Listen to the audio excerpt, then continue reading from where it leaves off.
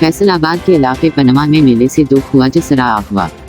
मुस्लिम मल्जमान का डेरे पर ले जाकर तशद्दुद। एक ख्वाजा सरा को ज्यादती का निशाना बना डाला। थाना डजकोट में मुकदमा दर्ज कर लिया गया। मुल्ज़िम गिरफ्तार न हो सके। हमारे नुमाइंदा खसूसी शाह ज़ैब मुखी की तफसीलात के मुताबिक थाना डजकोट के गांव पनमा में अरज पर ख्वाजा सरा धमाल डाल रहे थे कि 4 नामालूम मुल्ज़मान हवाई फायरिंग करते हुए 2 ख्वाजा सराओं मासूमा और मुस्कान को अगवा करके कुर्बान अली के डेरे पर ले गए। मुल्ज़मान ने दोनों ख्वाजा सराओं को तशद्दुद का निशाना बनाया और एक मुल्ज़िम ने ख्वाजा सरा मुस्कान को ज्यादती का निशाना बना डाला। मुतासिरा ख्वाजा सराओं के मुताबिक मुल्ज़मान ने उनसे तलाई ज़ेवरात और डांस करके कमाए गए 35,000 रुपये छीन लिए।